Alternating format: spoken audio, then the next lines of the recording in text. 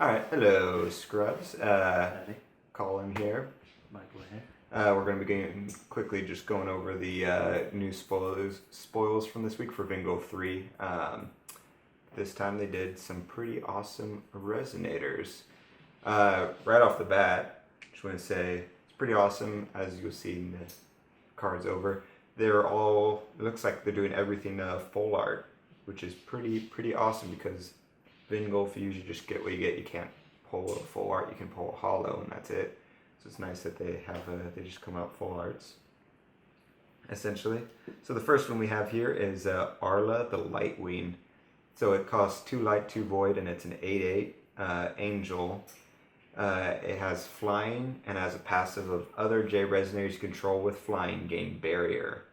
And you can tap it to deal 400 damage to target attacking J resonator. Pay 1 and tap it to destroy target addition or regalia, and pay 3 light and tap it to destroy target J resonator with flying.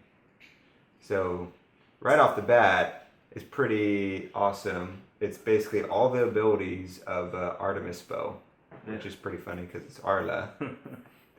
But that barrier is looks like it's an all-encompassing barrier too. It's not just for chance. It's Yeah, for abilities as well. I personally think it could potentially be a pretty strong thing just because it's all J resonators with flying gain barrier. So you can just that'll be a nice defense. Just passively defend against Moonbeam, defend against Zero's Magic Light, just anything that deals damage or gets rid of stuff. And the passive abilities are okay. Obviously, we have Artemis Bow right now for 0 cost that does a lot of that, but to have that as an option just on top of the barrier, I think is pretty awesome. I really like it, and the art's pretty. Yeah, the art is very pretty. I like that. The style they decided to go with for these. Yeah, I personally think it'll see. I'll try running it at the very least, but I think it'll see some play. Yeah, I think so. Next one is Melgus, King of Conquest. A little meh. It's 2 red, 600 attack, 400 defense. He's a swordsman, and he has swiftness, and his passive is players cannot gain life. No. Probably not a lot right now in the meta. That's what I was your thinking. decks run a little bit of life gain. Right now. Yeah, but they're not. They don't hinge on it. That's true. It's like a nice little side, but it's not. I feel like it might be that they might be whether it's in this Vingolf or one of the Return of Dragon Empire or something. Maybe there's some life gain stuff coming up, so this is sort of a preemptive thing. So he might be sort of meh right now, but he could turn out to be pretty decent against decks if that's something they end up going towards and they're just preemptively getting ready. But as of right now, that's just sort of meh. And the art, in my opinion, is meh for that one. But Really? yeah, I'm not a fan of that. It's better than his other arts. Well, yeah, but I feel like he's never had a really good art, unfortunately, because Melgus is kind of cool. Let's see here. Next one. This one's really pretty. Kaguya, Guardian of the Moon. It's 1 blue, 1 void, 300 resonator. She's a myth, and you can tap her to put a 100 water rabbit resonator token into your field. And she has a passive ability of rabbit resonators you control gain plus 100 as long as you control a moon edition. Now, as someone pointed out, I'm pretty sure I could be wrong, but I'm pretty sure there's not really many moon editions right now. So could be hinting that we could have some more moon editions coming. Maybe. Otherwise, she's just sort of met with her passive. I'm hoping with that rabbit token thing that they actually make rabbit tokens, because that would be super awesome. I would love a rabbit token just to have. But as of right now, I personally think it's sort of meh, because she's a 2 cost 300, and you have to tap her, and when you tap her, you get it's good you get a 100 resonator, but I don't think it's that great. But I tried running the actual Kaguya, the rabbit deck, for a while there. It didn't do so well, but I could see this being a part of it, but it still won't make it playable. That's true. It could be good inside of a pure rabbit deck, but yeah, it's more. I guess rabbit resonators. Yeah. It's not that big of a buff. Maybe it was plus 200 would be really good. It just add to the rest of the decks, just having a bunch of rabbits on the field all at once. Yeah. Okay. Next one. This is another pretty one. Wild Child. Prisha the Wild Child. This is 1 green, Resonator 100. She's a human/beast, and she has resonance, which is the new ability. Whenever a stone that goes with it, whatever the resonance ability is, comes onto your field, it triggers that ability. That's how that works. And hers goes with a wind magic stone. So every time you call a stone and it's a wind magic stone, it triggers her ability, which is to put 200 counters on her. And she gains precision and +100 as long as your J ruler is Prisha. Cool thing about that is she's only one cost, so if you're running Prisha, the new Prisha has Energize, so you could Energize turn 1 to put her onto the field before you call that stone, so you can trigger her ability right away turn 1. So I get that +2/+2. And because the resonance triggers each time you call a stone, she could theoretically build up pretty strong. And she's a beast as well, so inside of a beast deck, you might be able to give her some other stuff as well. I think she has some good potential. I see it too. I see me going back to my beast deck just with that. It was all about the ramp. Oh yeah. Alright, Next one. next one we have Machina. Ooh yeah. Machina, the Clockwork King. So he's 1 dark, 1 water, and 1 void. 600 machine. He has no attributes, and It literally just says that. yeah, Why? made it less Is that- confusing. Is that they're just doing it as the promo or like for the? Yeah, I think Art? it's just Oh, because we haven't had any machines since they've done the that's true. redesign. That's just weird. He has the ability of when he enters your field, reveal the top card of your deck. If it's a machine, you may put it into your field. At the next end of turn, you return it to your hand. I think that's really good because you can put it's a machine, so theoretically you could put the 10 cost golem into your field and put a card onto it to give it swiftness and swing with it, and then at the end of the turn it doesn't go into your graveyard, it goes back into your hand. So worst case scenario, you just drew a card even if you didn't attack with it. And with machines, as people know, with machine decks, the more machines you have in your field, the more you're able to do other cards that cost go down with the more machines. So just having on your field passively helps you as well. So I think it could see some play in machine decks. We'll see if it'd be really cool if there's other machines in Vingolf I as really well. hope so because I think I haven't seen a lot of machines Yeah, for a while. I still think machine has a lot of potential. I think it just doesn't have a strong ruler Yeah. really to go with it. I mean, the ruler's pretty strong, but it's just lacking. There's something missing from it. Yeah, it just needs that one thing. Next is Faria, Paladin of the Dawn. She's 2 light, 6/6, and she's a paladin. She prevents all damage that would be dealt to her while it is battling, and you can pay 2 to cancel target spell or ability targeting this card. So, assuming you always have the light bow to cancel, the only way to kill her is with just field effects, because you can't die from battle damage. You can cancel stuff that would attempt to kill her. I think it's pretty awesome. I run a light deck, so I would definitely look at least theoretically putting her in there. Yeah, just giving her a few Pandora, those boxes, right? Yeah, Pandora's Right. box to buff her up. Yeah, the box of Um, hope. yeah, Give a little buff, keep her on the field, do some damage.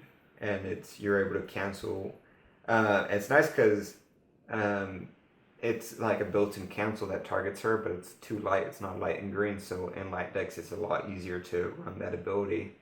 I think it's pretty good. I think it definitely could see some play.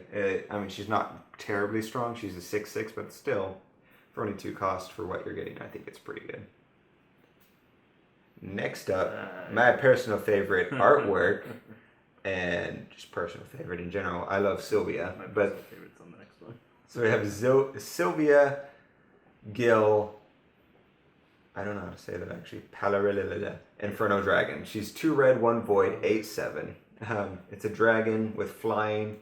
She has an awakening that costs 1 green, and it's when this card enters your field, put a 500/500 Firewind Dragon Resonator token with flying into your field. And this card gains swiftness as long as your J ruler is Sylvia. I really like it because, yeah, it's not the strongest for 3 cost 8/7. However, it has flying. I feel like the awakening is really strong. For only 1 cost, you get a flying 5/5 dragon. And if it's with Sylvia, it has swiftness. Yeah, I mean, I don't see why you would play it in any other deck that isn't Sylvia anyways. Maybe. Just because, It's beautiful. yeah, the green you can just get automatically with the Sylvia ruler. Yeah, and I really hope they make tokens because having a freaking dragon token would be awesome. That would be sweet. And I think the next one. Yeah, I see a lot of potential for the fire decks now Yeah. with these here. Is this the last one? No. Oh no. So we got my personal favorite is Valentina, the Maiden of the Oceans here. We got a 2 water and 4 void. We got a 12/12 on her. She's a human, and if your J ruler is Valentina, the Princess of Love, or the Ruler of Paradise, you may pay 1 less to play this card. 1 void less. Yeah, 1 void less. Sorry, my bad. And then you tap this card and discard a card, and you can return the target resonator to its owner's hand. See that being useful for those like high value targets that are a little bit harder for your opponent to get back onto the field there. And then if you tap this card and discard 3 cards, you can gain control of a target resonator. Again, a very good ability for those high value targets, but see the downside in discarding 3 cards. And I even with the discarding 3 cards, it could almost be good. I feel like the biggest drawback is it's cost 6. Even with things, it still costs 5. Yeah. And But she is a 12/12, so she does have that damage potential still. yeah, but with the meta right now, there's so much like things that can just straight up kill resonators regardless of their attack or defense or anything like that. I feel like I'm still hoping. I'm holding out hope though that they're gonna change the meta out here and throw us a few more tutor cards and getting cards from the graveyard. I've been working my mind on getting a good deck that runs that's those. true. You could run her and just run the Regalia to shuffle your graveyard back into your deck. Oh no, yeah, the Hornets of the Beast. Yeah, and that way it's a little less painful to do her abilities. But like her second ability, you can't do that often because you run out of cards pretty quick. But I mean, I guess if it's pretty strong resonator, putting cards back in your opponent's hand, if she wasn't so late game, that could be good, especially against Fox, being able to just bounce everything back to their hand each time they try to do something. But unfortunately, she just plays such a late game. It's hard to see her being very useful earlier. Now we got a Resonator here, the Vampire Lord. 3 darkness cost, 8/8 for his attack and defense here. He's a vampire, of course. Why would he not be? And at the end of turn, put all resonators that were dealt damage by this card this turn from their owner's graveyards into your field. Oh. And when he dies, they basically go back to. Yeah, so when this card leaves your field for a non-field zone, banish all resonators put into a field by this card. Then this card gains, whenever this card deals damage, you gain that much life as long as your J ruler is Rezzard the Undead Lord or Rezzard the Desecrating Vampire. So he's pretty interesting. I think being able to just like say, for example, throwing on a battle axe on him to deal damage to their field. That way, everything you're able to kill comes back to your field. Different things like that could be potentially pretty cool with him. I see that running that with a maybe trying a dark fire deck and doing that. Yeah, the battle axe and maybe Demon flames Flames. team shout, demon flames, just depending on how many they have. Yeah. If it's full field, there's a flame trap. Flame trap would be a good one. Yeah. I think that you have to have no resonators. They just have to have 4 more. Yeah, 4 more I think resonators. that's all they have to have. I can see that being pretty cool. Yeah. Getting a bunch of undead resonators on your side. And the last one is another really pretty one. Last one? Yeah, it is the last one. Yggdrasil, the first tree. We got it going with 1 wind, 1 light, and 2 void. 0 attack, but you got your 12 defense there. It is the treasure tree, as its resonator type here. And you can tap it to produce 2 wills and any combination of attributes. So this one's sort of I think just okay. Maybe something will come into play with it being a treasure tree. Maybe there's a card in there that'll buff it or something like that. That's my pizza. Nothing happened. But I mean, the fact that it's a 4 cost for that ability, I don't think is that great, especially since it doesn't have any attack. It's probably a later game card. Yeah. And then it's not even that great for late game. But like I said, it has a specific thing. It's called a treasure tree. So maybe there's something, maybe that gets rid of that 2 void cost to make it only cost 2 to put it in the field, or something along those lines, so that you can actually use it as a ramp. But once you get to late game, or where you're spending 4 to play, or I guess that would be mid game, you might not need that 2 just random mana as urgently, or in the same way that you could just throw down a Melfi and Sacred Elves and different things like that to give you that same similar effect. But I mean, it's a pretty card. Yeah. It's as pretty as the regular ruler version. Yeah. So I mean, overall, I'm really happy so far with these. Even worst case scenario that all of them are completely unplayable and no one will use. They're all really pretty. They're the best looking, in my opinion, out of all the Vingolf things. I would buy Vingolf just based on collecting the cards, but I think all of them, at least in some fashion, have play potential, even if it's just at your locals. I think at least 1 or 2 of them could see like legitimate play, which is extremely rare in Vingolfs. I'm pretty excited for it. What do you think? I'm definitely going to be going to buy 2. I'll probably be buying more than 2, depending on how. That's true. It might be a good investment if some of the cards do actually end up being good cards that become kind of cash cows. Yeah, my fear is because of how good the rulers are good, those are good.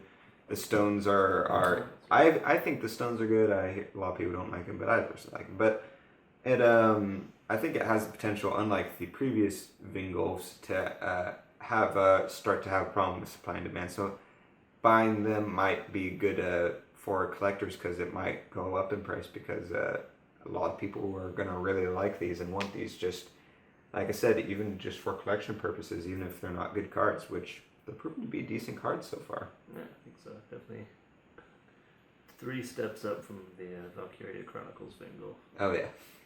Personally, I like the games, but the cards, not so much. Even the pregnant lady? No, not even her. I got a foil one of that. I'm pretty excited about that. I got a foil flower. It's super pixelated. So we'll throw up another one of these videos with the next spoilers, and we'll keep doing that, and eventually we'll have an opening when hopefully the day of that the Vingolf comes out. But yeah, pretty excited.